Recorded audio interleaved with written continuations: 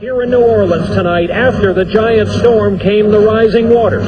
Over 80% of the city is flooded. Cars are bumper to bumper. More than 32,000 evacuated so far. In a fire moving so fast, it doubled in size overnight. It is chaos along the Jersey Shore. The superstorm battering the barrier island. More than half of the country experienced moderate to exceptional drought conditions at the end of July. That's up almost 7% from the month before. But look at the numbers from just today. Little Rock, Arkansas, a high today of 101. Tulsa, 105. Salt Lake City, 103. And in Phoenix, Arizona, a new record today of 114.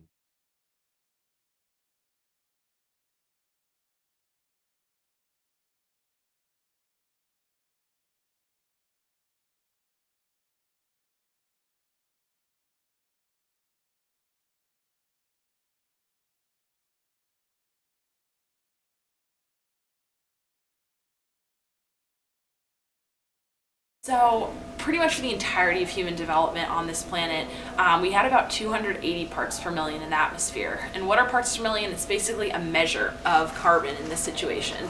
So 280 parts per million of carbon in the atmosphere is the threshold at which humans really learn to live on this planet.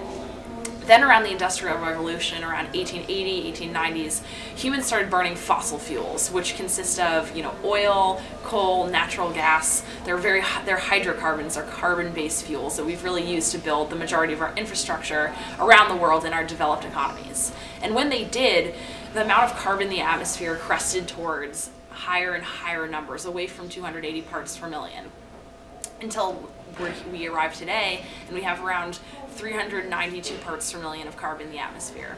In order to keep conditions on our planet relevant to those that humans developed under, we need to keep carbon at around 350 parts per million. If we continue burning business as usual, we do not change from our current trajectory of economic growth and increased fossil fuels, we're looking at closer to 900 parts per million by the end of the century. For comparison, the last time we were above 400 parts per million was the Eocene era, about 36 million years ago. At that point, there were crocodiles in the Arctic, palm trees in Wyoming, and sea levels were about 30 meters higher than the Arctic.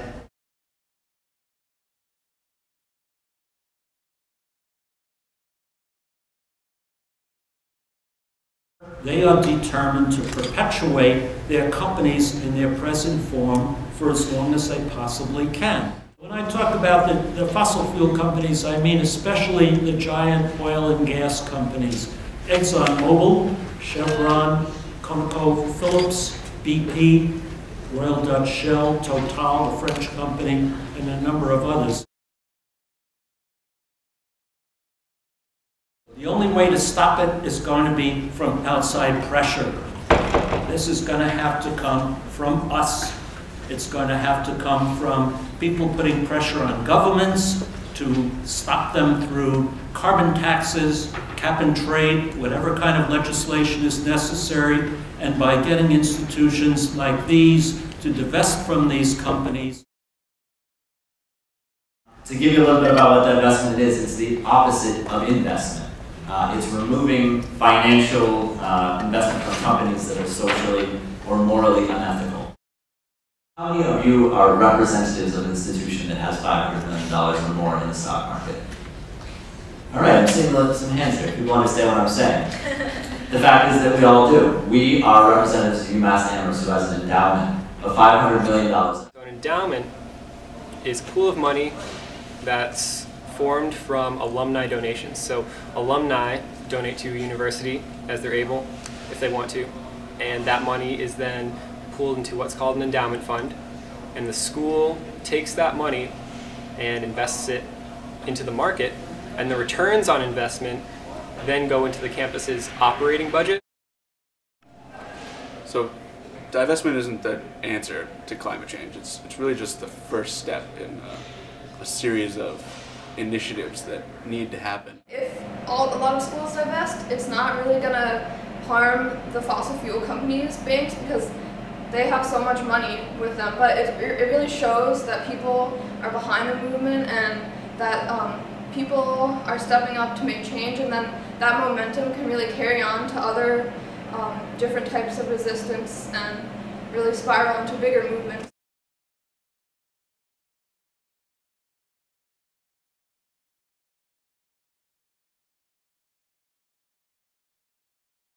You know, divestment is a tactic and our goal is justice. It's morally wrong that companies profit from something that's destroying the planet and ultimately taking lives.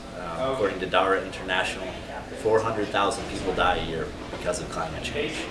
That is a moral problem, and we need to face it. Divestment is the right tactic. It's worked in the past with apartheid, South Africa, it's worked with Sudan, and it's going to work with the environmental movement. That's why I'm involved. I don't know what I want to do in my future, but I know I would like to have a future, and that necessitates being a part of this movement and changing our course. We recognize that this movement is a social justice movement, and that the people who are impacted the most by the fossil fuel industry are the ones that are the most marginalized and the most disenfranchised, and the ones that have the least political power in the system.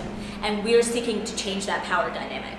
Whether it be fashion design or building houses or playing soccer, none of that's going to be around if we don't have a world for it to happen on.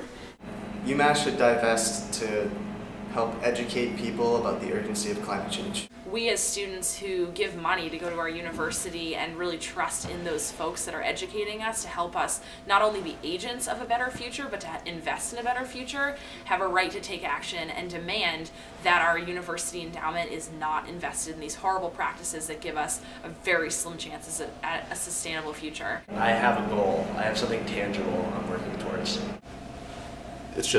It's so ingrained in our society, and I want to be part of the group that is creating a paradigm shift. So, for those who are more concerned about other things, maybe money, scientists conveniently tell us how long we have until we create a planet on which money no longer matters. I am not an expert. I am not a climate scientist or a politician. I am not a professor or organizer. I cannot claim to reign supreme at anything. But I can claim a conscience, and I can articulate a feeling that what I am fighting for is morally correct and is the right thing to do. Yeah.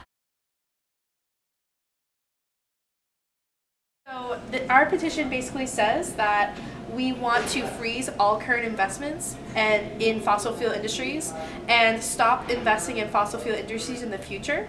And we want this completed in the next 5 years.